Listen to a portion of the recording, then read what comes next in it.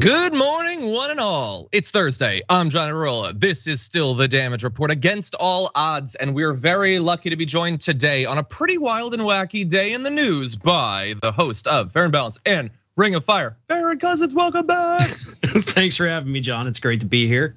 Great to have you here. As we were talking about before the show, it's been a little while. Some stuff's been going on.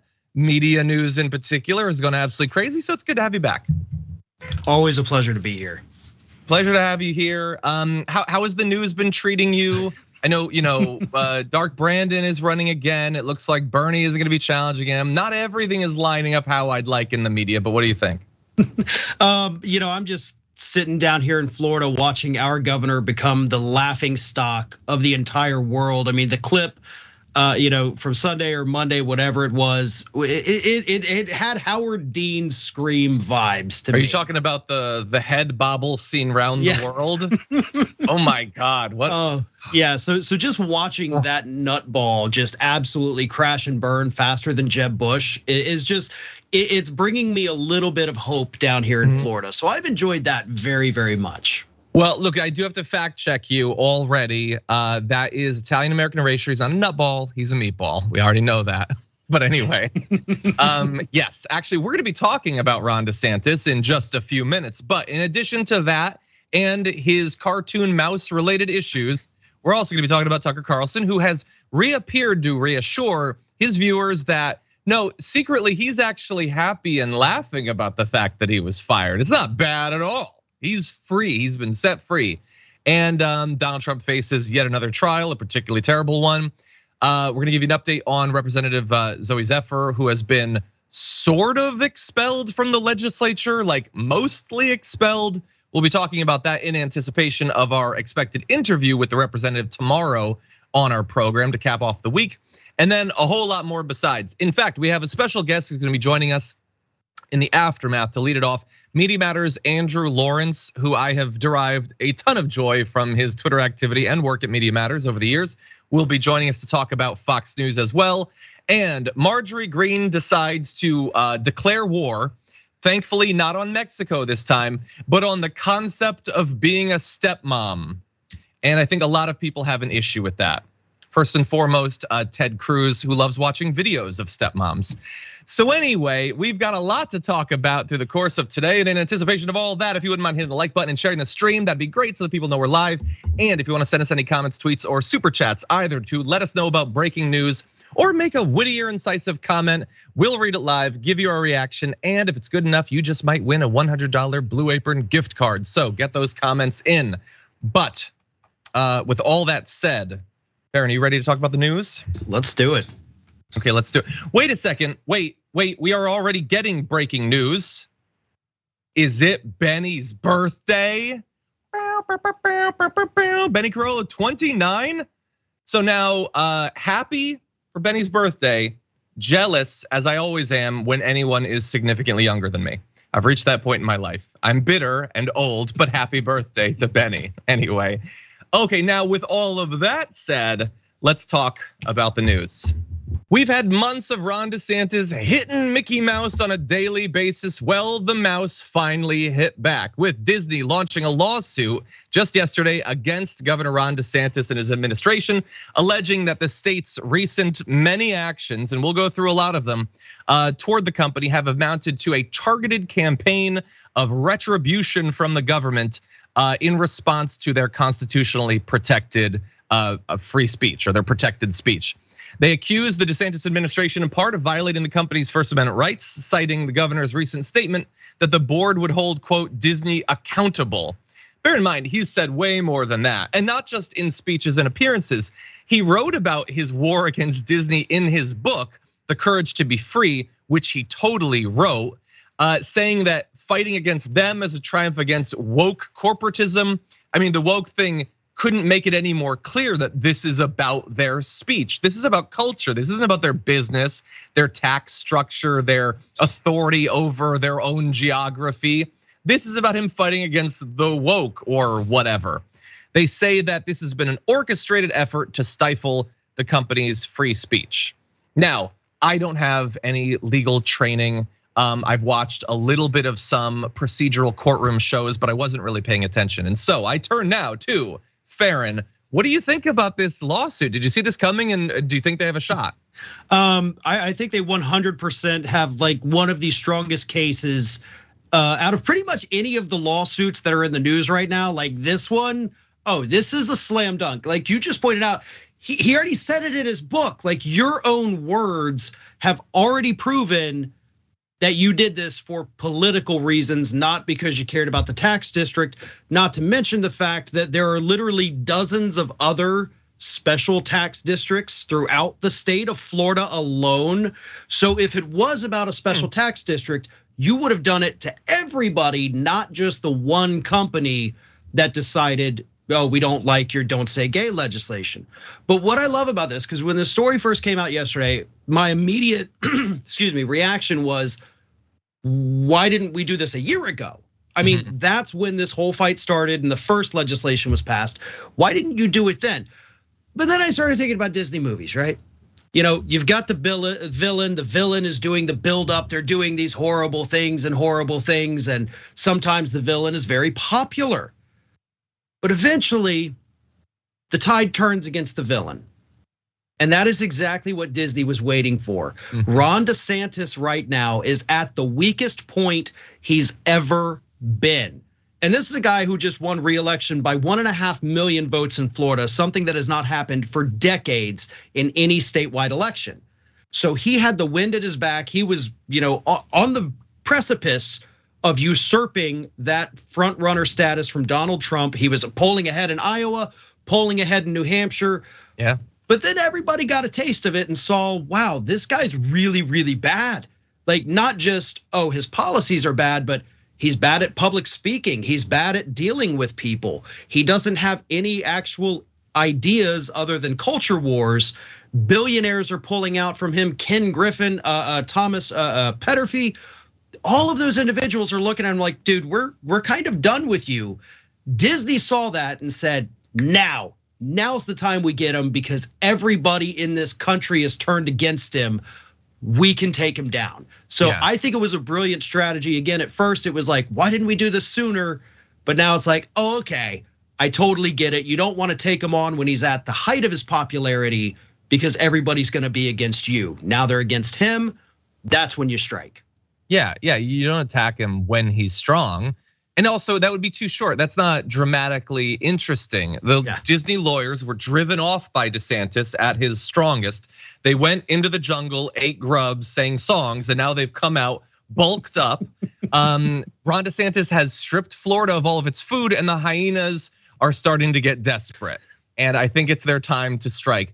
Bearing in mind that like a lot of companies could either want to or even try to launch this sort of lawsuit, but they wouldn't necessarily have the size and the money to be able to keep it going for a year, 2 years, 3 years.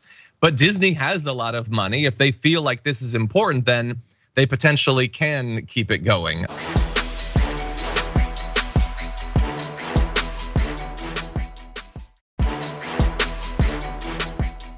To give you some examples of some of the recent stuff they've done. And by the way, thank you for mentioning the other independent tax districts. I actually didn't even know that about Disney. So I only learned it a couple days ago. So that was quite a shock to me too. Yeah, well, yeah. So the fact that he's only going after one and not the others, that's suspicious. The fact that he's only going after them immediately after they sort of in a very limited sense speak out against don't say gay. Let's bear in mind, don't say gay, the Disney like attack against Disney is basically like the Bud Light protest of a year ago. It was like, what did they even do? It's not like Disney ran goofy against DeSantis in his re-election bid. I think they put out a statement where they said they don't support it, and DeSantis was like, "How dare you?" It's like the Bud Light thing. It wasn't even a publicly available bottle, you idiots. So anyway, they have their government-appointed board to try to take control of Disney. They have voted to nullify earlier agreements that had given Disney authority over most construction near its Orlando resort, which I don't know that they have the legal authority to do that, but they're gonna try. And he's appointed a bunch of the justices of the state Supreme Court, so maybe it'll work. Let's see. The Florida Senate has just okayed in a panel every 3 year, I think, comprehensive inspection of the monorail at Disney World, which is a fine thing to do. I'm all for more regulation and oversight of critical infrastructure, but you clearly didn't give a GD damn about this until the whole Disney thing blew up. Remember, he also said recently that they might build their own park nearby or a state prison to try to ruin the area. I don't know how much more he could do to make clear that he is personally biased against an individual corporation, which if this was a general thing where more politicians were being more hostile to powerful corporations, maybe I'd be down. But this is very much not how government is supposed to work. It's really funny that one of the threats is oh, you're gonna sue us? Well, guess what? We're gonna make sure people don't die on your monorail. Ha, take that. Make it wonderful. Why are we not already doing that? I mean, that thing is high enough. If you fall, you're not gonna survive. Inspections should be more than 3 years apart. They should be 3 times a year. I mean, we've seen horrific train derailments. Let's not have one in the sky at Disney World. We should be doing that already. And also, everybody needs to remember Ron DeSantis himself got married at Disney World. Did he really? He did. He did. He talks about that in his book as well. He wasn't a fan of it, but his wife definitely wanted to, and he wanted to make her happy. So that had to have cost a heck of a lot of money that he gave to Mickey Mouse, and they're now using that money to pay their lawyers to go after him. So it all comes full circle. I'm glad that he staked out that early opportunity to make his wife happy, because I have a feeling that it's been few and far between the opportunities since then. I really need to start playing that ad from his first election again of him and his family obsessing over Donald Trump and his catchphrases and everything. Man, that's embarrassing. Maybe not as bad as the Puddin' Fingers ad, but still pretty bad. By the way, really fast, just to put a button in this. There was a poll, Reuters Ipsos poll this week. Less than half of Republicans had a more favorable view of DeSantis because of his fight with Disney. So it's not even really working amongst the people that it is lab tested to appeal to. And majorities of both Democrats and Republicans say they're less likely to support a candidate who supported laws intended to punish companies for their positions on cultural issues. So you can keep doing this. And by the way, if they genuinely want to do a boycott, you're allowed to participate in boycotts. You're not obligated to spend your money in support of any corporation. But I would just say that in terms of public relations, maybe don't make your boycotts contingent on them just kind of briefly being inclusive in a shallow way, because it makes you look really bad. And I feel like we're seeing that right now.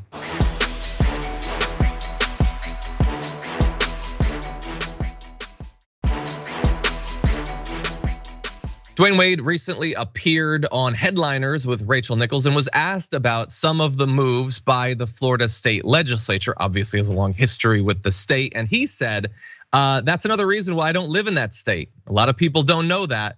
I have to make decisions for my family, not just personal individual decisions. I mean, obviously the tax situation is great. Having Wade County is great, but my family would not be accepted or feel comfortable there. And so that's one of the reasons why I don't live there. As father to a 15-year-old daughter, Zaya, who came out as transgender a couple of years ago. So I have a ton of respect for being willing to transplant your family to make sure that everyone feels comfortable and accepted, and the willingness to actually point out that that was one of the reasons why, in this case, moved to Florida, knowing that, I mean, how many millions of conservatives are going to declare war on Dwayne Wade now as a result of what you just heard? Farron, what do you think? I admire that. I mean, it just reminds me, one of the biggest questions I always get from people is, I'm in Florida, so they ask me listen, I'm in Florida too. My family is under attack. I have a transgender, son or daughter, or I am transgender, or I'm a teacher in Florida. And they're asking me what do we do? Can we just leave? I don't have the means to leave. And unfortunately, there's a lot of people in that situation who, unlike Dwayne Wade, they don't have the means to just say, all right, pack it up, we're out of here. And if they did, they would. So this is not, as conservatives may think, oh, it's just one guy who, no. There are countless people throughout the state who are now afraid that they're not even allowed to exist, or that their children are not allowed to exist, or that their profession is under attack from this state government. It truly is horrific what we're seeing down here, this retribution from this DeSantis administration, all to appease just the most fringiest characters that we have down here. And people are afraid and they want to get out, but unfortunately, they don't have the means to do it. And I think as time goes on, we're going to see more people, as long as this continues, say, listen, I may not have the means to do it, but now I have to. I have no choice. I'm going to have to abandon my job. I may have to, live in a car for a couple months to keep my kids safe because of what this man is doing to the LGBTQ community. And I fear it's going to get much worse. And even after DeSantis is gone, this state's been going downhill with hardcore Republicans for decades now. We haven't had a Democratic governor. 25 years ago, I believe, was the last time we had a Democrat in a position of power in Florida. And it's trending more red, it's trending more extreme. We're getting some of the worst Republicans from around the country moving down here and setting up shop. It's terrifying. So I do think it will continue to get worse, unfortunately.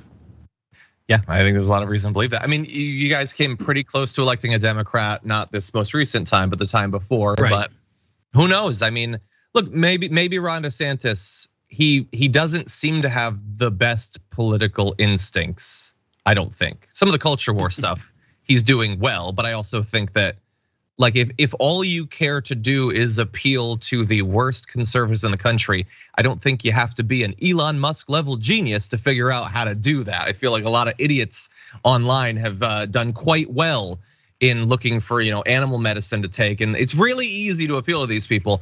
But the fact that he's having so much difficulty against Donald Trump implies that he might not be the incredibly talented politician that we were led to believe. In terms of moving, I'm glad that you acknowledged it's like a thing that you hear a lot from people who maybe they mean well, but they haven't really thought it through. Just go. First of all, just go from where? From Florida? What about the issues with Tennessee and Missouri and Montana and Alabama and Georgia suppressing them? There's a lot of places that you would potentially have to just go from. And that is very costly, very difficult. Even if you have the money, you're supposed to lose your job potentially, start a new career. It is difficult. And a lot of people don't want to just go. They feel an attachment to that place. And they feel like those who have made their states these, Christian dystopias or whatever, they don't have ownership of that state. They've usurped it and they want to fight back. And I respect that. It's super difficult. I understand if you do have the means and you leave, I get that too, by the way. But it's not easy for people to just uproot everything and start over 1,000 miles away. So let's have a little bit of empathy.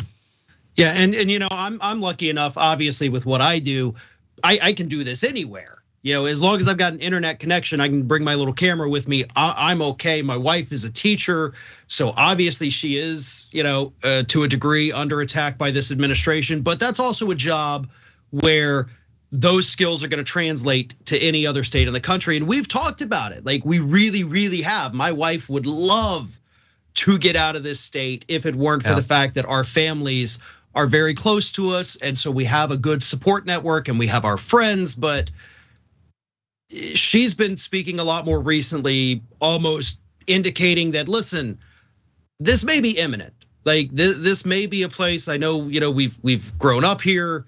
We've got our roots, but every now and then you got to transplant those roots to a different pot that's more accommodating to what you need. So it's not off the table for us. And honestly, it's more in the middle of the table now than it used to be. So we'll see. I would hate to have to do that. I do like it here. I like the beaches. I like, the weather most of the time is nice. But if it comes down to my family's safety, we're out. We're out right then. Yeah, and for people who maybe haven't been following enough along, this isn't just, as if you could use the word just, stripping people's rights away, pushing them in the shadows or whatever. Like, they are talking in multiple states about locking up parents, locking up doctors, locking up guidance counselors who help trans your kids. Like, we don't know if they will do this. We don't know if Lizzo will get locked up for bringing, drag queens on stage in Tennessee, but there are a lot of Republican politicians that want you to believe that they're gonna start rounding up people. And there's a lot of regular conservatives that are horny as hell for it on social media. That's become increasingly clear.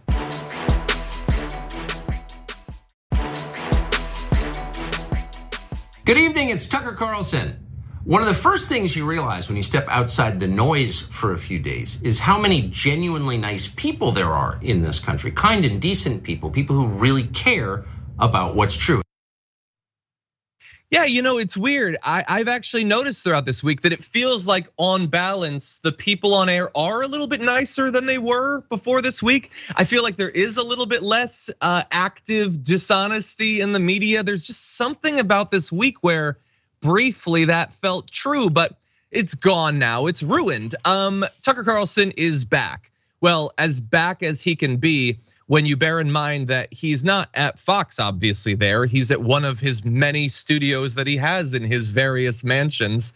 And seeing him there doing a version of his monologue, I have to quote Andrew Lawrence, who's gonna be joining us on the show, says, imagine getting fired from your job and then dressing up like you're going to work and going to a recreation of your work and pretending like you didn't just get fired. That is 100% what he just did. Now, he showed up for a reason. He had a few points that he wanted to raise. We're gonna get to those in a second. But first, I haven't gotten Farron's take on Tucker getting fired and now sort of putting his toe back in the news waters. What do you think? For somebody who's been on television for 20 plus years at this point, I would think Tucker would know a little bit more about, framing up and not being so close to the camera, because that's just, just aesthetically horrible shot, Tucker. You should know better. You've been in this business long enough. And it's really sad. Like, he didn't have to say anything. He could have just been like, hey, everybody, I've got big things coming in the future. It's gonna be awesome, super totally. But instead, just like, people are so nice to me. I've never stepped outside my comfort zone. Like, you just sound like a weird Dorothy arriving in Oz kind of moment there. And I'm not even sure what's happening, but sometimes the best thing to say is nothing. And I think Tucker should have taken that advice. Yeah, and it's easy advice to take when you have so much money that you could not work a day in your life or the next 100 lives and be perfectly fine. But he did decide to come back. And look, I get it. A lot of people have been mocking him and delighting in the sorry state that he's in. One of those people notably is this guy. So I get why he would want to say something. When I inevitably get fired from TYT, I'm probably gonna put something out. And yes, it probably will be a little bit cringy and desperate, so prepare yourselves, everyone. I'm gonna need your support.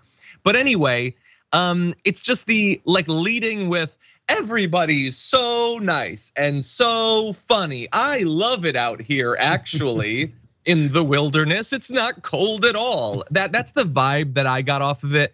And when you combine that with those very carefully staged go-karting videos or pictures that he put out yesterday, where he's just like, yeah, look, dude, I think that the Tucker doth protest too much. I feel like he's probably feeling the pain. He just doesn't want us to know.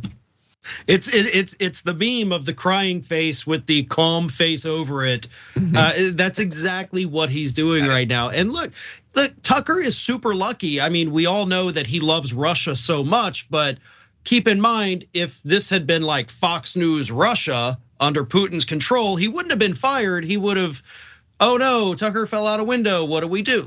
So trust me, dude, things could be a lot worse if things were the way that you want them to be here. So you get to go ride your go-karts, you got your mansion, you can dress up in your little flannels and act like you're doing the woodworking, like you're Ron Swanson or something. But you don't, like John said, you don't have to do anything. Like if I were you, it'd be like, you know what? Oh no, I'm fired. I'm gonna go sit on a pile of money and sob. Like, just go away. Yeah, I would do cash angels for like so long. But anyway, like I said, he did come back for a reason. So why don't we jump to this next video? The other thing you notice when you take a little time off is how unbelievably stupid most of the debates you see on television are. They're completely irrelevant. They mean nothing. In 5 years, we won't even remember that we had them. Trust me, as someone who's participated. And yet at the same time, and this is the amazing thing, the undeniably big topics, the ones that will define our future, get virtually no discussion at all. War, civil liberties, emerging science, demographic change, corporate power, natural resources.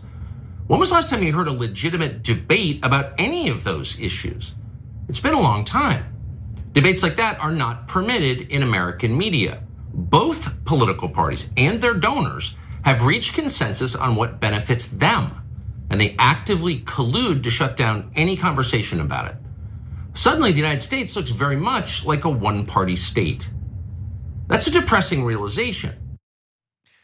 Okay, so there's a lot going on there. First of all, you realize how stupid most of the discussion is. Like, do I need to run you through a list of some of the lowlights of Tucker Carlson's career? Did I need to know that people microwave their testicles? Okay, did I need to know which of the M&Ms he's most turned on by?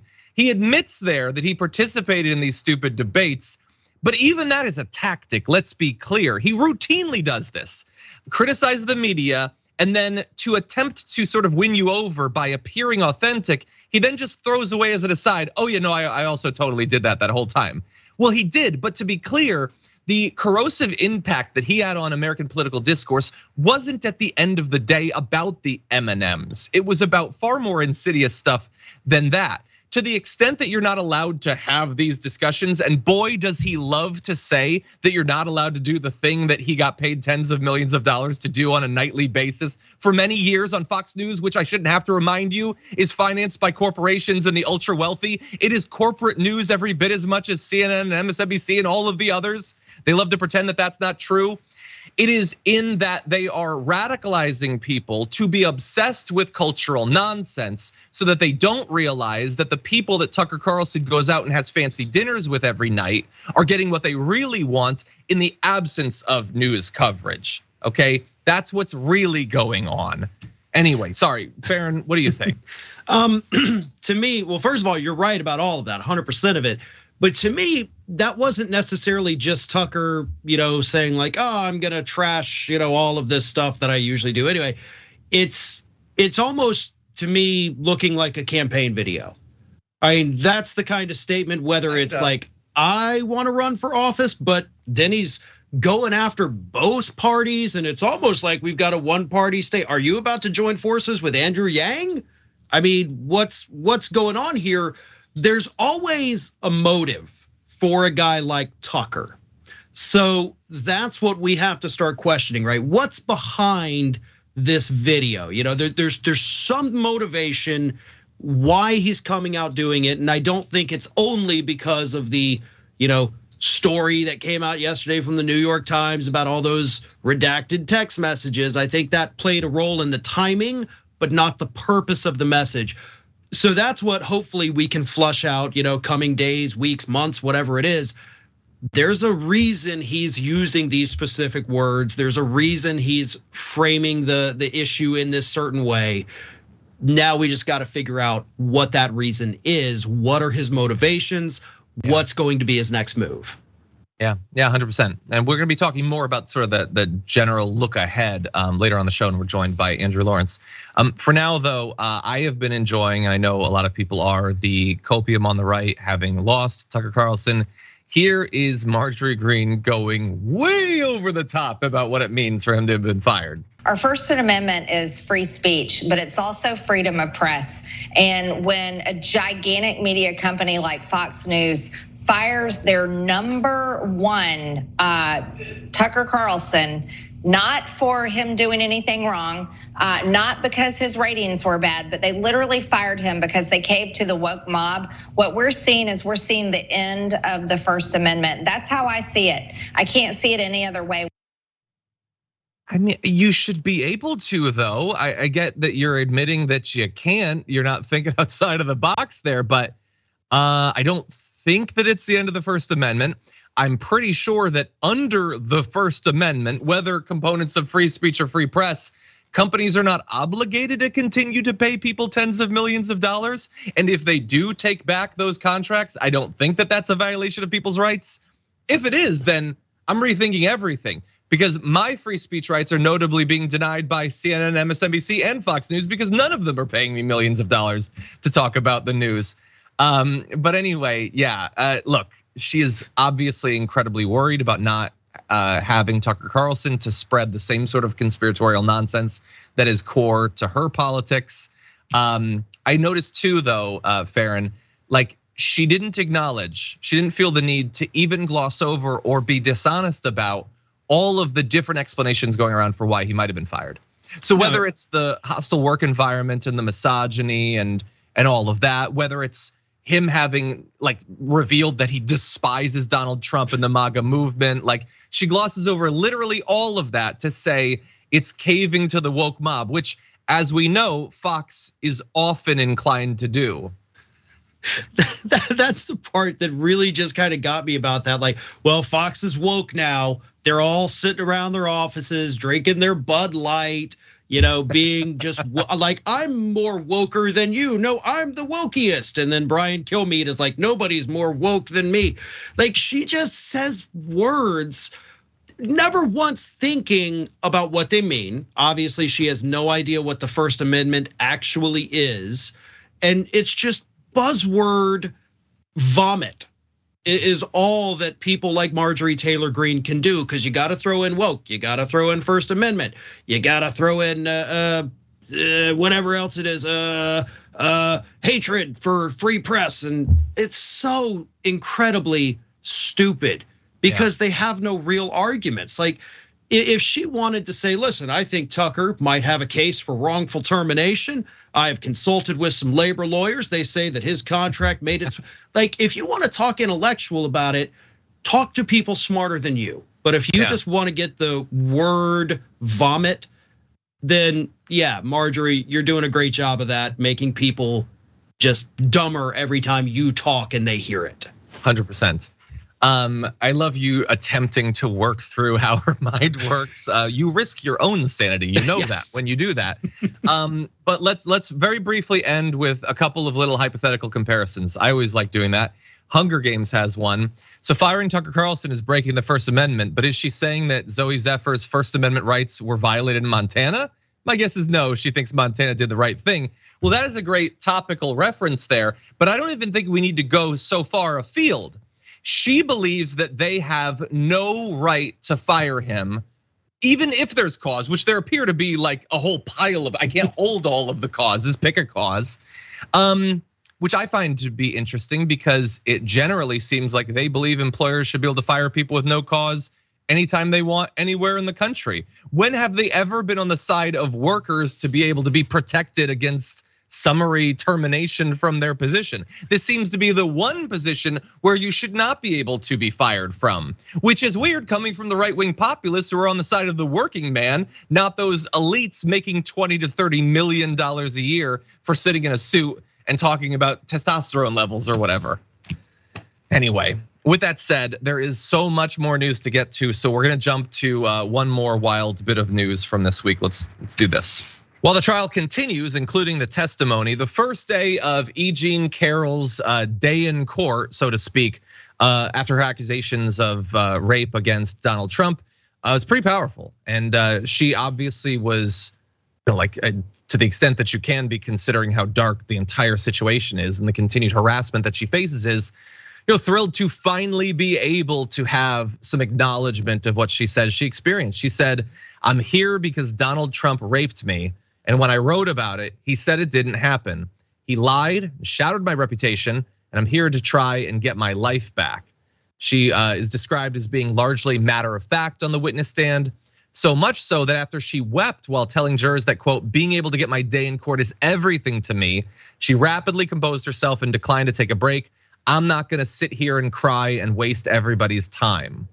Now, meanwhile, Donald Trump, who has decided that he doesn't need to show up for any of this, He'll pitch that as a move of strength. I personally see it as him being a terrified little weenie who can't bear to sit and face the person who's making these accusations against him, but to each their own. He has, of course, been viciously attacking her on social media. We'll turn to that in a second, but Farron, what do you make of this? So far, I mean, E. Jean Carroll, her testimony was very powerful. And I've been talking about this story obviously for many years now. She, unfortunately, the way this whole system is set up, is the one facing the uphill battle here to prove that this happened. I mean, Donald Trump, the smartest thing he could do, much like Tucker's, like, just shut your mouth. That this is a very difficult thing to be able to prove, especially given the time that has gone by since it happened. Now, she is able to tell this story and get this out there and make it very clear and, makes it real for these people. If there's anyone out there, in the jury or whatever, who thinks that this is all made up, she is doing exactly what you would want your client to do if you are the plaintiff's lawyer in that case, because she is speaking directly, as you said, matter of factly. She is not letting her emotions overtake it to where the jury may look at that and say, well, this is a bit much, maybe this is exaggeration. It's perfect. Like, I mean, if I had to describe it, I would say what she's doing is exactly what she needs to do. Yeah. And when you know more about the story, when you really listen to her explain what happened, it wasn't just Trump saw her in the department store, shoved her in the dressing room. There was banter between the two, as she described it. There was light flirting, very almost provocative kind of talk, but that should have been the end of it. And Trump took that as, all right, and this is according to her testimony, obviously, this is my opportunity. Clearly, she wants this. So when you know those details that for the most part hadn't been widely revealed, the story is very horrific for E. Jean Carroll. Yeah, and seems to be a perfect representation of a dating strategy that he described on that bus with Billy Bush. Yep. Like, if you are a person who seems to believe that you can just grab someone, well, then you undercut your defense against accusations that that's exactly what you did. In any event, his his defense, I should say, his legal defense at this point seems to be viciously attacking her. We'll put up this bleat. I'm not reading it, considering the content, and he's just the worst. He seems to believe that once again, the best defense against accusations of sexual assault is to claim that you're not turned on by the person accusing you of rape.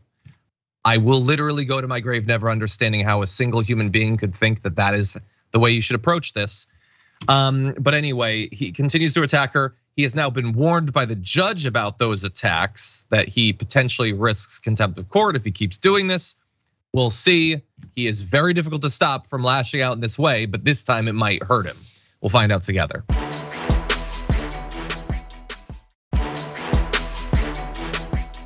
Last week, I spoke on the governor's amendments to Senate Bill 99, which banned gender-affirming care. This was a bill that was one of many targeting the LGBTQ community in Montana. This legislature has systematically attacked that community. We have seen bills targeting our art forms, our books, our history, and our healthcare.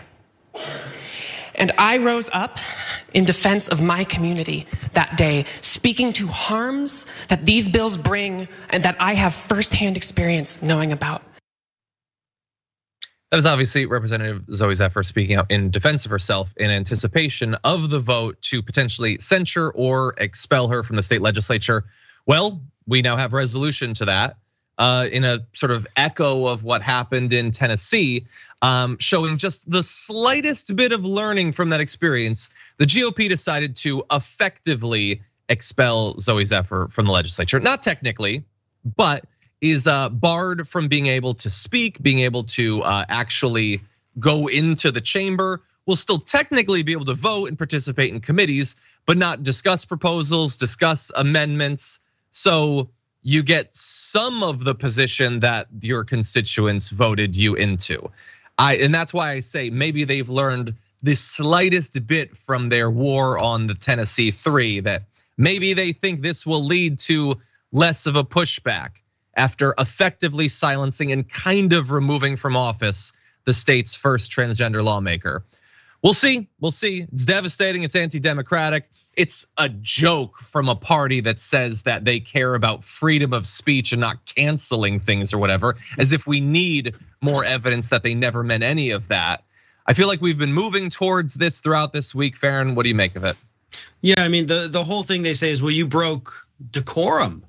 I mean, we have to be fair and not the decorum. We have to be on our P's and Q's while we're in this body.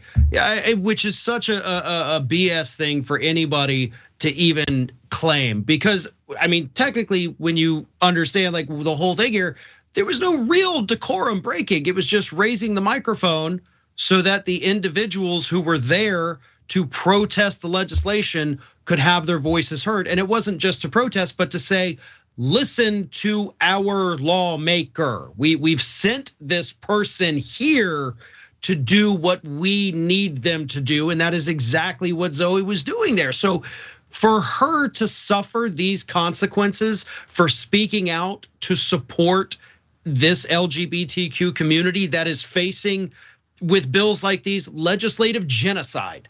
You can't exist in our country. You can't exist in our state. And it's a total farce. You know, Republicans originally told us when all of this began throughout the states, like, well, we got to protect the kids. We're just protecting the kids. And then of course we get legislation this week that says, oh, by the way, we're gonna ban gender affirming care for adults as well. Nope, it was always about getting rid of these people. Those are the enemies. These are the ones we don't want here. It is, I'll say it again, this is legislative genocide. That is what they're attempting to do, not just in Montana, but across the country in Republican-controlled states. And look, I already know conservatives are gonna freak out about what you just said. How could you say that? It's not genocide. We're just, we're only protecting the kids. We're only interested in, again, none of this has anything to do with kids anymore. They moved on, they spent a couple of months hiding behind that obviously fake defense, and they moved on. But so hypothetically, so what if we wanted to ban public displays of being white, as an example? I mean, obviously we're not gonna hunt down and shoot everybody who's white, but you do need to cover up your skin. And anyone who helps you to have white affirming whatever, anyone who gives you a crew cut or sells you a no fear tank top or something, well, then they're gonna be locked up. And if Dave Matthews were to perform, then that's obviously out. Like, can you imagine if any other community was being targeted in this way to take away more and more chunks of rights and effectively saying, oh, I guess maybe at the end of the day, you can exist within the confines of your own skull, but anything beyond that is gonna get the iron boot of the government. They would not accept it for a single second. And that is what we are seeing in states across the country, day after day after day after day. This isn't one crazy politician, one crazy state legislature. This is literally dozens of pieces of legislation in individual states. States who, like Texas, their state legislature isn't even a full-time thing. Doesn't even deal with a whole lot of stuff, but has decided to be very busy when it comes to curtailing abortion rights and attacking the trans community. And so I think that you're 100% right in the way that you've portrayed that. My guess would be that in this case, as within Tennessee, they're going to regret the moves that they have made, because they seem to be like trying to elevate and increase the power of these people that they're trying, like at least ostensibly trying to suppress. We're gonna have Representative Zephyr on the show, that's the idea anyway, tomorrow to speak about this. But we're gonna see that now just the representative is a national figure to be able to go on the news, talk about the silencing, talk about the war on trans people. So, very, very, very smart move there, GOP. And it goes even beyond just the gender affirming care, because you do have people, I'm sure you've seen the clip, Ben Shapiro last week was asked the question, like, should we ban men from wearing traditionally female clothing? And he says, yeah, I think we should. So we're now going after dress codes for being in public. I mean, that is how quickly all of this has snowballed. That is how rapidly it has expanded to go just beyond we're protecting kids. Now it's, you know what, if you're a dude, you can't wear these items of clothing in public at all, anywhere. That's what we want to do. That's what we think should happen. Yeah. I'm not saying Shapiro said he wants to do it, but he said he's not obviously opposed to it happening. And that's how these ideas start, right? The whole well, should transgender women be able to participate in women's sports? It started as that's a weird thing, and boom, boom, boom. Now it's like, oh my God, this is the worst issue facing the United States of America today, as our coastlines down here along the Gulf Coast are eroding at a rate faster than we thought. No, let's not worry about climate change. We got to make sure that only women at birth are playing women's sports in college. That's what they want us to focus on. It's infuriating at every level. We have other terrible news to get to close out the hour. So everyone, I'm gonna need you to buckle up as we launch into this. I wanted to address my senators, Cruz and Cornyn, who neither of whom regrettably are in the room right now. But I would like for them to know that what happened to me, I think most people in this room would agree, was horrific. But it's a direct result of the policies that they support. I nearly died on their watch.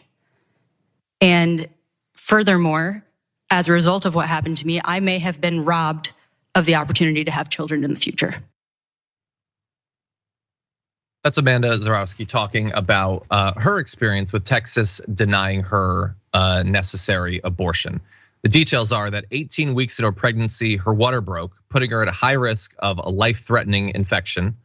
As a result of that, by the way, there was no possibility of the pregnancy, obviously, at that point going to term. That's not a question at that point. But because Willow is the name that Amanda had given to the baby at that point, still had a heartbeat, under Texas law, they were unable to terminate the pregnancy. Even though her life was at risk, there was going to be no birth, couldn't do it. And so she received an emergency abortion only after her condition worsened and she went into septic shock. No, look, this is devastating on a personal level for her. Can't even imagine her and everyone who knows her going through that experience. But it's also very important to point out that there are a couple of things that sometimes Republicans will do when they at least realize a little bit how heartless and cruel and barbaric they seem. So sometimes when they strip away your rights and stop you from having an abortion, they'll throw in a couple of little exceptions. They never mean what the GOP says that they mean. First of all, the idea that even for these exceptions, you would have to go before like authority figures or the local government to prove that you qualify is demeaning intentionally. But look at this. They would say, if it's medically necessary, that you can get it. Yeah? How many people are going to suffer terrible risks to their health? How many people are going to die to demonstrate that they don't really mean that? And the law is written to terrify doctors from actually doing what's medically necessary. We are seeing that in multiple states already. And a lot of these laws are still new. The human toll of these supposed exceptions that don't actually exist in practice is gonna be devastating. Farron, what do you think? You're 100% right. I mean, that actually was a pretty good mic drop moment right there. But Republicans don't care. I mean, they want to make sure that child can get to the point where they eventually become a gun buyer here in the United States, right? Isn't that what this is about? We got to make sure that these kids can grow up and be good old gun-toting Republicans. But they're killing women in the process. Yeah. There will be a death toll that goes along with these pieces of legislation. And that blood is on the hands of those Republicans 100%. Yeah, you can call yourself almost anything if you set up this system and are okay with it. What you can't call yourself is pro-life. Unfortunately, that's all the time we have for the first hour of the show. Thank you everyone who's been watching on the linear platforms, listening on the podcast. We got a lot more to come in the aftermath, so don't go anywhere. We'll be right back.